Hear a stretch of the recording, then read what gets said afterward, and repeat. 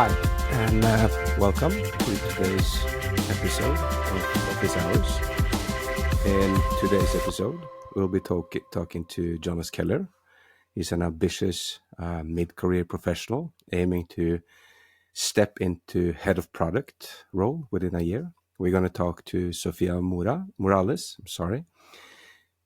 from Barcelona in Spain. She's managing a small team and wants to grow as a leader while maintaining great team morale. And we're going to talk to Daniel Okoya. He's talented and driven, but unsure on how to get noticed by a big global company. My name is Arvid. I'll be your host of the show today and the actual advisor sitting down answer the questions. Now, just to make clear, these answers are my opinions, and I see them as good opinions and good advice. But still, there are room for interpretation, obviously. So let's jump into it. Let's talk and listen to what Jonas Keller from Zurich in Switzerland had to say. So I delivered strong results, but leadership still sees me as an execution focused. How can I shift that perception? There are several questions and statements in that question that needs to be addressed, each on their own. The fact that you deliver strong results makes the company even more dependent on you and what you bring to the table. And from your closest manager's point of view, he or she probably have defined metrics they have to deliver on, KPIs defined in strategic plans inside the organization. And if they sees you as great at what you do, well, for them, keeping you at that position is the smart play, because it makes sure that everyone meets their goals and their targets and all these things. So, and although you are really good at other stuff, that's more an interest for you and the organization as a whole. So if you can, what I'm going for here is that the interests of your closest manager might not be aligned with your personal interest or the organization as a whole. So for them to out of the blue sit down and notice that you have a greater potential, yeah, they might see it, but there is a fair chance they're not going to act upon it and try to do something about it, because as I said, back to basics, they are really happy with having you right where you are, producing the results that everyone needs. So taking the next step, that's going to be up to you. In general, I would to start off, I'd suggest that you'll sit down with your manager and explain your ambitions and where you kind of see yourself in a couple of years going forward. Not even a couple of years, maybe a couple of months, but the point is that you're going to have to bring it up. Now, if you feel that's difficult, and there might be reasons for that we're not going to have to dig into now, I would look to HR, because most company has some sort of educational programs, development programs to develop the talents. Now, if one are unsure why these companies have these programs, well, obviously it's easier, better, and usually cheaper to recruit inside your own company. So if you are in management in a major corporation, you want as much talent as possibly be sourced from the inside, because recruiting management to major companies is extremely expensive. So it's in the company's or interest that you take these steps. It's in It's in the higher management's interest, the shareholders' interest. Everyone is interested that you take these steps, but it's not always the ones sitting closest to you that has the same interest, because they have results that they have to meet, and you're probably an essential part of them meeting these hitting these targets. So that doesn't mean that it is difficult. It's just, I'm not saying that. I'm just trying to lay down that when interests doesn't really align, it's better to sit down and have a talk about it, and not try to show that you can do everything, because that's just you making even better results. uh, and as I understand, you worked in fintech and you wanted to be head of product. And your next question was, what's the difference between managing a product and leading an organization? Well, that's kind of a wide question, but I do get where you're coming from, because obviously there are more there are a lot of similarities. When you manage a product, the easiest way to understand it is that you are responsible for everything related to the go to market strategy for the product.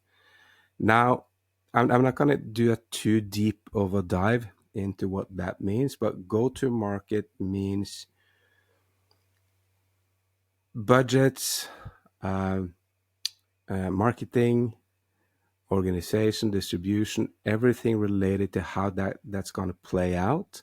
That's the easy part. Then you have the other part is when to redesign, when to redevelop, when to add features, because obviously as the product moves throughout the different buying cycles in different markets, you're going to have to look for development. So then you're going to have to engage the design team, yeah, all those things. So but in basic, it's solely focused on how to produce that one goal with this one, not the one goal, but produce success with this one product.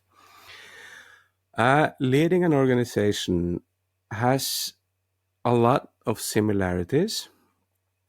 It's obviously how the organization goes to markets. So basically you have to do and think about the same things. It's the strategies, how everything is put together.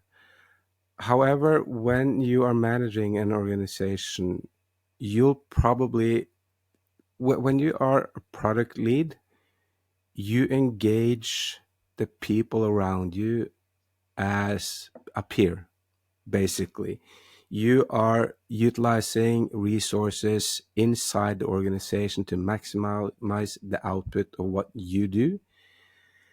When you get into management, there are the culture, everything kind of changes, because all of a sudden you're in charge. You are you and your team, obviously, or the other manager, are the ones deciding who's doing what, when it's getting done, how much resources will be available for them to do it. You're kind of setting the parameters for everything.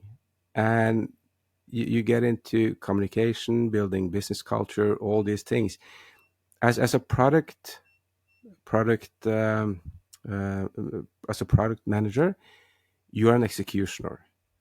Do as told, or not do as told. It's like telling a general or a colonel, take that hill. That's what you're going to do. Your job is to take that hill. um, when you are the general, you have to plan the whole battle. So you have to decide when it's smart to take that hill. Should we take that hill first, or are you going to take the other hill, or do you want to make sure that we control the waters, or you make sure that we control the air? There's an overall goal for the whole company to succeed on all fronts. So to the easy answer is that when you are managing one product, you have set goals that you can focus on for that, and these set goals is part of a greater scheme. If you are manager, your job is to set the whole scheme for all the different products and all the different processes inside the company, and make sure that everything makes everything better. So back to the analogy, take that hill. Okay, for you, that's the easy task. You know how to take that hill. You can get the resources you need to take that hill. If you want to be a manager, you have to decide when it's smart to take that hill, why it's smart to take that hill, which kind of resources you have available to take that hill. Do you need to take another hill first? All these things. And you have to make sure that everyone that's put into these roles are capable of doing it. You also ask, is it worth doing an MBA at this stage, or should I focus on internal development opportunities?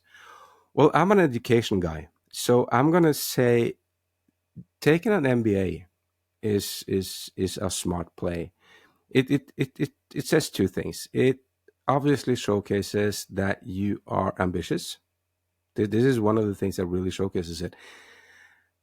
But it showcases that you are ambitious in such a way that you will, while internal education and development makes you attractive on the inside of your company. There's a fly in the studio. uh, yeah, while internal development makes you attractive inside the company, that doesn't really fly anywhere else. Obviously, if you were from McKinsey and you told the world that I've done every specialist course they have in McKinsey, that makes you great because you have a great education to get inside McKinsey. But an MBA will, by default, make you an attractive partner or attractive um, employee for almost everyone else. And it might even kind of tilt things a little to your advantage, because those above you knows this as well. They know that the internal courses makes you a great fit for the things that they want you to be good at and produce. An MBA makes you not maybe not a perfect fit, but a great fit for a lot of their competitors. So that's a way to, I don't know, push the needle a little bit without doing something that's frowned upon, because what you are basically doing, you're acquiring skills that will benefit the organization you're already in, but you will also be more attractive for other companies out there. So in short, Jonas, talk to your manager, explain your situation. If you find it intimidating, talk to someone in HR. And if you see an MBA as a route going forward, I would recommend it always. Let's move on. Sofia Morales from Barcelona in Spain. She's a team lead in customer success. And she's asking, how do I balance being approachable and setting firm boundaries as a leader?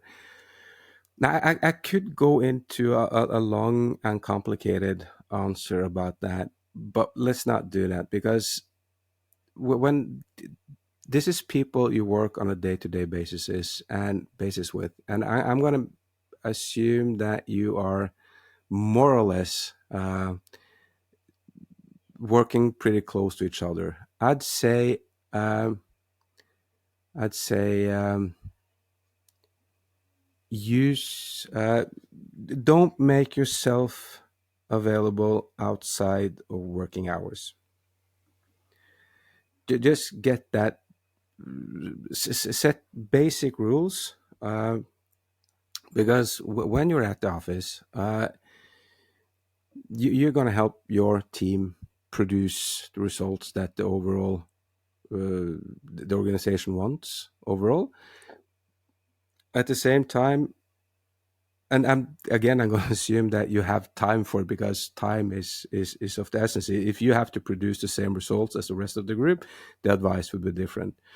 But just keep this one simple. Make sure you have to understand that you are a leader, and as a leader, you can be a friend, but you are first and foremost their leader professionally. So make sure that you separate your personal and professional life.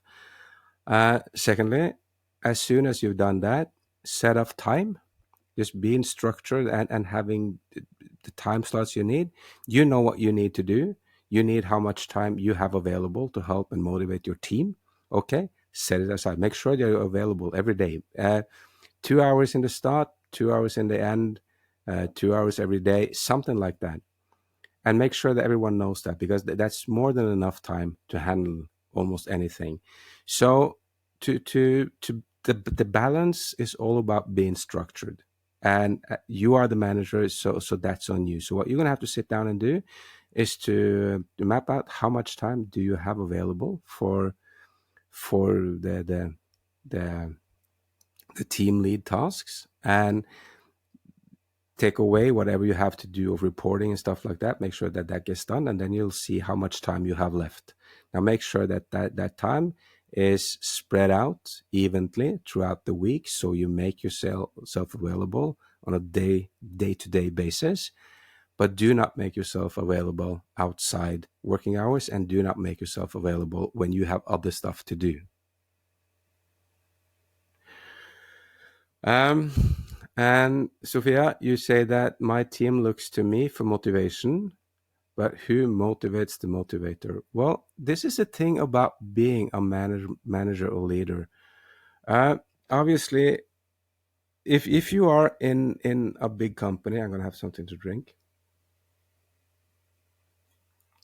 If you are in a big company, um, there will be seminars and stuff you can go to, obviously, and maybe there's a mentor you can have, maybe there's some coaching you can have. But at the end of the day, as a leader, as a manager, a lot of these things is on you as well. So for me, I would always say, when it comes to motivation, the best way to discover motivation, or how to motivate yourself, is to find the goals that you have, your personal goals, and figure out how these goals aligns with the goals that are set for you and the team.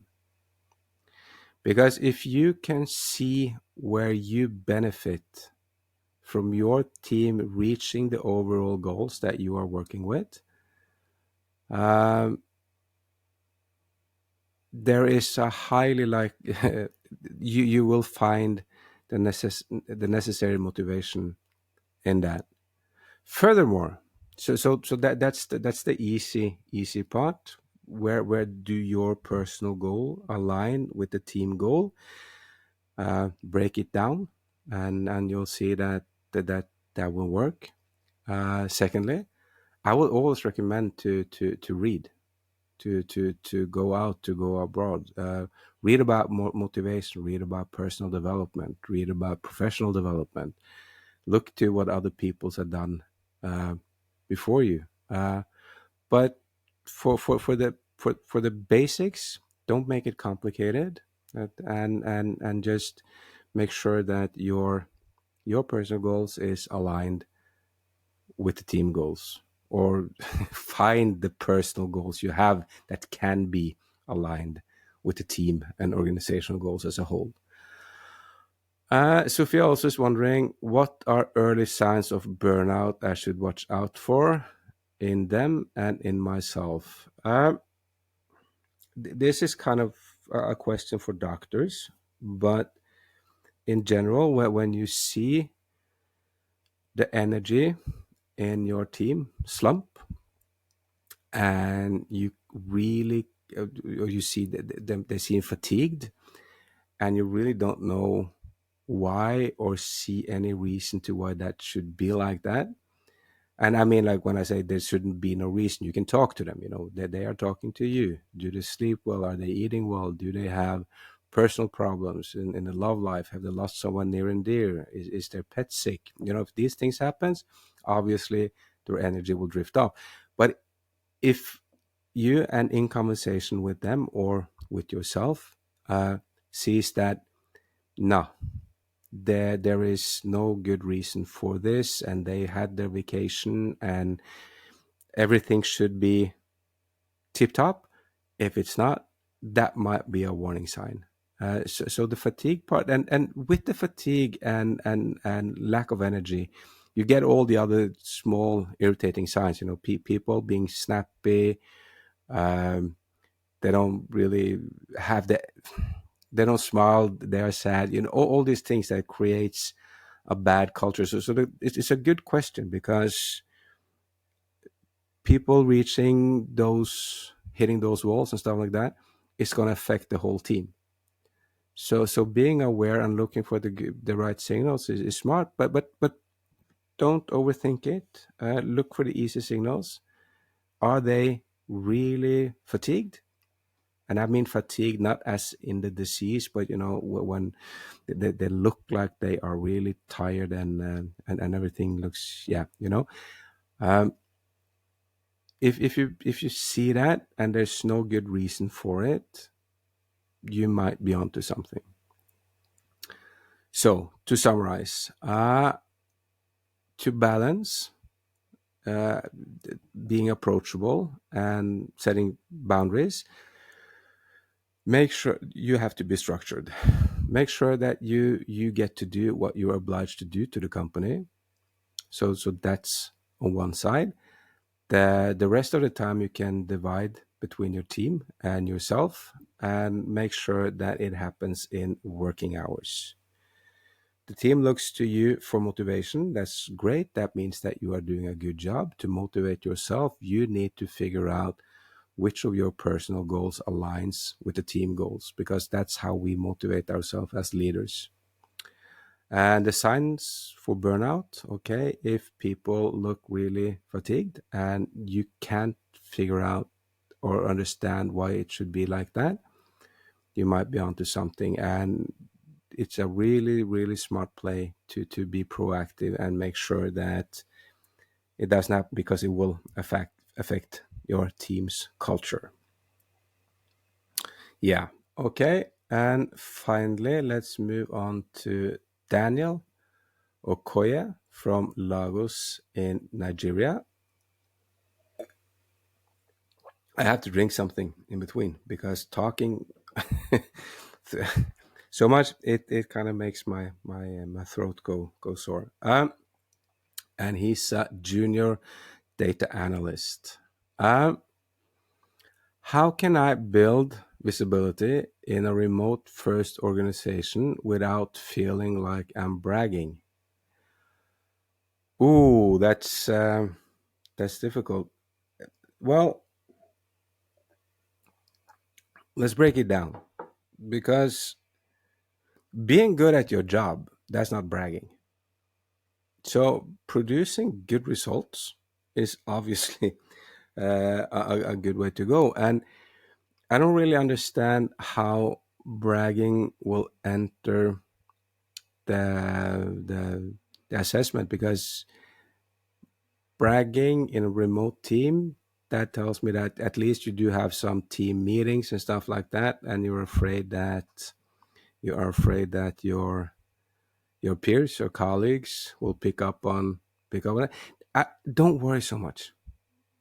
This is the thing. If you're good at something, and talented, at the end of the day, you're gonna move past the majority of your peers either way.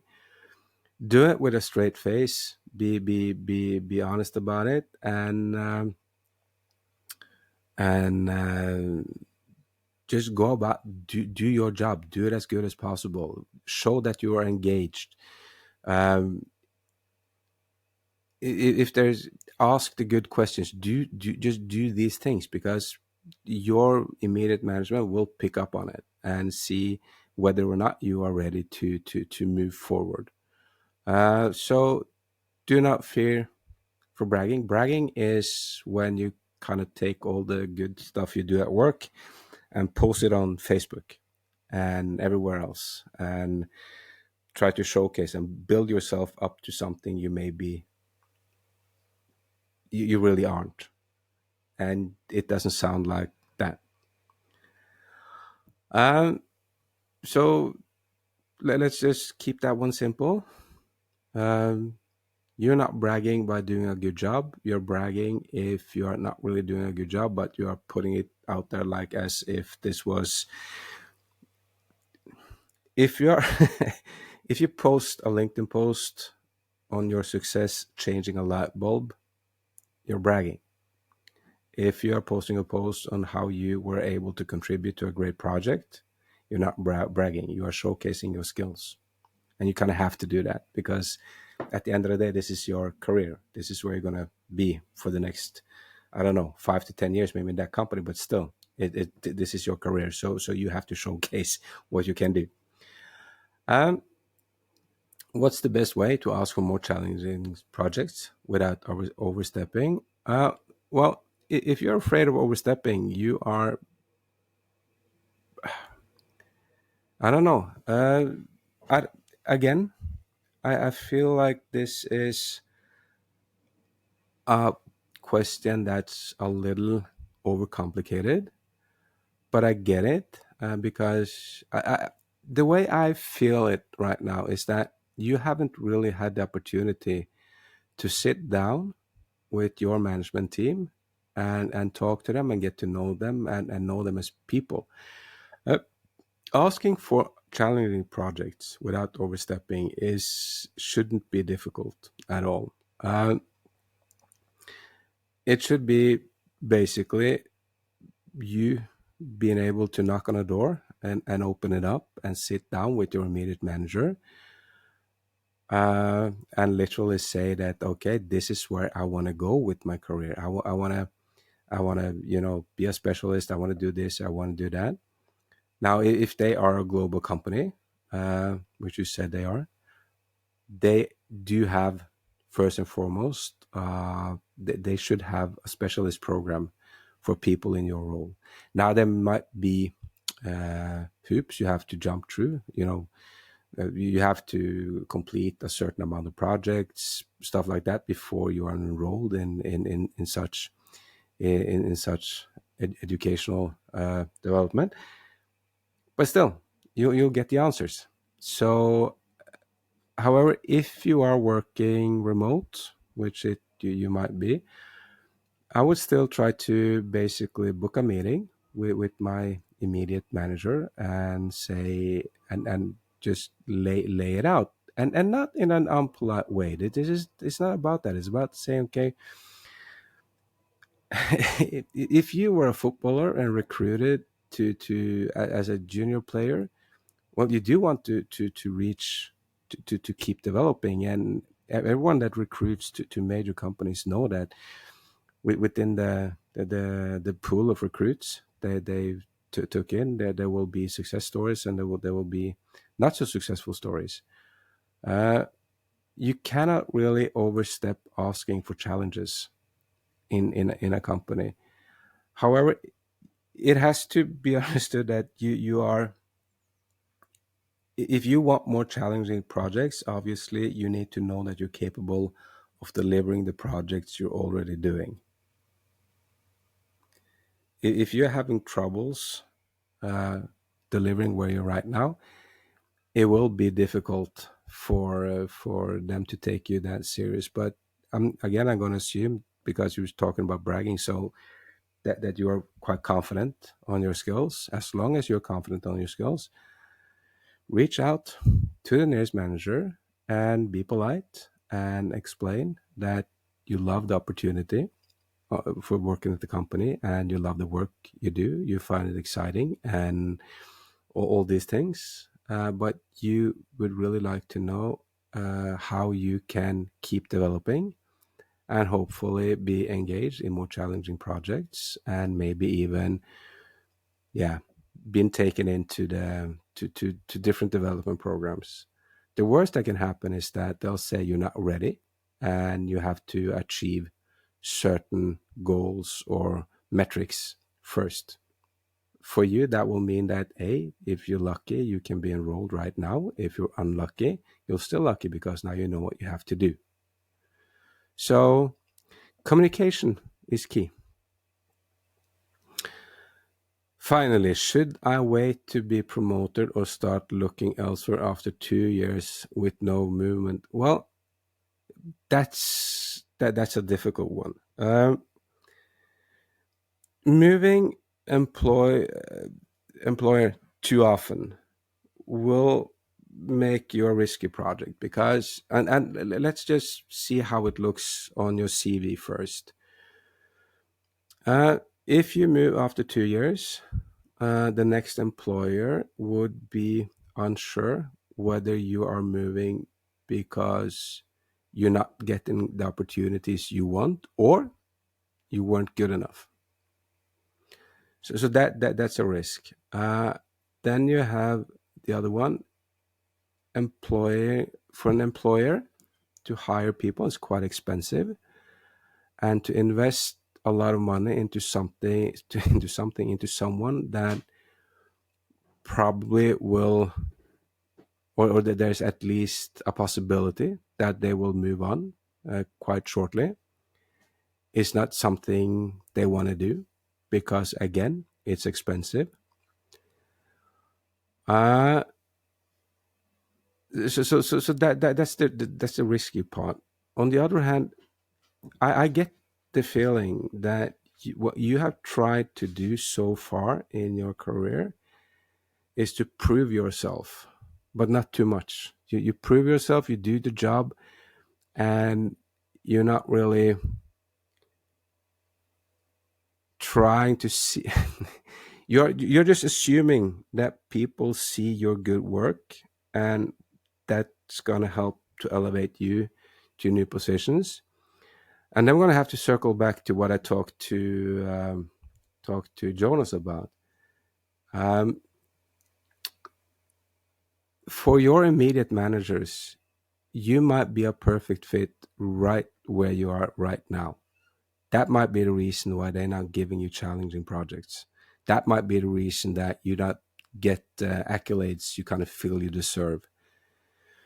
But we as employees, we do have a responsibility as well. If we want to take the next step in our career, nothing really ever happens just by itself. That's a movie, a Hollywood thing. You have to ask for it, and asking for it, you don't have to do it in the bragging, big dick swinging way. You can ask for it in a nice, polite way. You can sit down with your nearest man and say, okay, what do I need to do? Well, so if no one has promoted you by default after 2 years, no, that's not a reason to quit the job. If you feel good, if you want to be there, if you see that there are potential going forward. So at least before you quit your job, uh, reach out to your nearest manager and ask them. uh, Not ask them, flip the coin and go more like, okay, this is my wants and needs. Is this a possibility? How do we go forward? Metrics and all these things. And with all these things, I feel like I'm just repeating myself all the time right now. All these things is obviously, you'll sit down, you'll clarify your stand and what's needed from you to keep moving inside the organization. That's the smart play. So to summarize, you, Daniel, need to reach out to your nearest manager and have a polite and constructive sit down where you explain where you want to go and what you want to achieve, and they'll explain to you how you can go about doing just that. So that's it for today.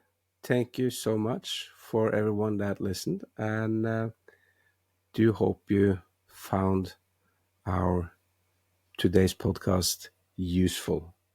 Thank you so much. This has been a great pleasure, and looking forward to see you again.